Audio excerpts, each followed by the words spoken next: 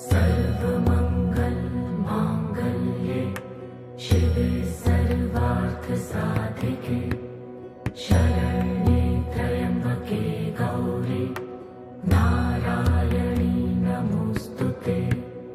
या देवी सर्वभूतेषु विष्णुमायेति शक्तिता नमस्तस्यै नमस्तस्यै नमस्तस्यै नमो नमः।